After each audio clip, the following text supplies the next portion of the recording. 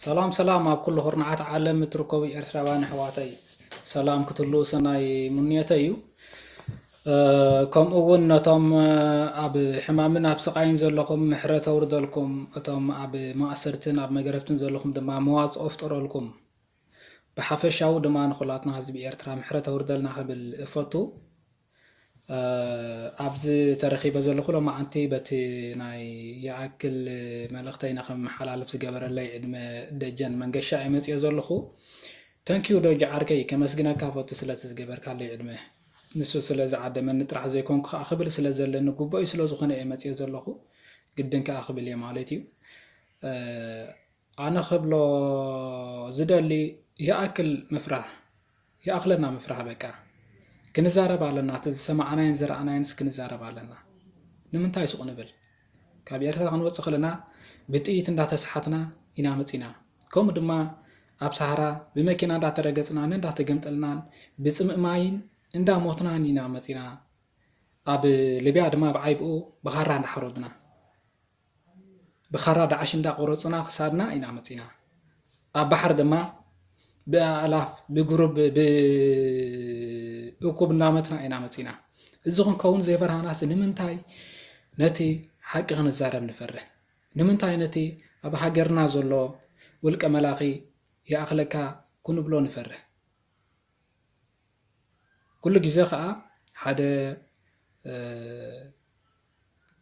ምግባጥ ዝለመደ ወይ ከዓኒ ምዕማጥ ዝለመደ ግደፍ ኢልካዮ ኣይገድፍን እዩ እንታይ ደኣ ባዕልኻ ኢኻ ግደፍ ኢልካ ተግድፎ ስለዚ ንሕና ኩላትና ክንብገስ ኣለና ኩላትና ክንትሳእ ኣለና ክንፈርህ የብልናን ነቶም ነቲ ስርዓት ትድግፎ ወይ ከዓኒ እንታይ ጎዲሽና በዓል ፈለጥ ኢልኩም ስቕ ትብሉ ከዓኒ ንሕልናኹም ንበሩ እየ ክብለኩም ዝደሊ ኣነ ንሕልናኹም ኪዱ ናይ ስጋ ኩሉ ግዜ ጊዜያዊ እዩ ትርጉም ዝበሃል የብሉን እቲ ትርእይዎ ዘለኹም ሓቂ ክትዛረቡ ኣለኩም ክትፈርሁ የብልኩምን በቃ ይኣኽለና ሽግር ይኣኽለና ስቃይ ይኣኽለና መገረፍቲ ይኣኽለና ስደት ብዓይቡ ድማ እቶም ኣብቲ ውሽጢ ሃገር ኣብ ፈቆዶ ቤት ማእሰርቲ ዝሳቀዩ ዘሎ ኣሕዋትና ከዓኒ ኣፍ ንኹኖም ኣብዚ ወዲእ ኣለኹ መልእኽተይ ካብ ቅፂለ ክፅውዖም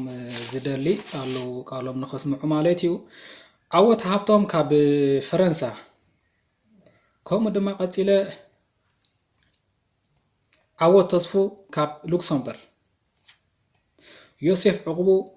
ካብ ፓሪስ ፍራንስ ሓበን ደስታ ካብ ፓሪስ ፍራንስ ኣማኒኤል ሃይለ ካብ ፓሪስ ፍራንስ ቃልኩም ከተስምዑ ይፅዋዕኩም ኣለኹ ቃልኩም ክትብለኩም ኩላትና ክንዛረብ ኣለና ንምንታይ ሱቕ ንብል ሱቕ ክንብል የብልና እንዳጠፋእና ሱቕ ክንብል የብልና ሓቂ ክንዛረብ ኣለና እቲ ዝረኣናዮ ክንምስክር ኣለና ይኣኽለና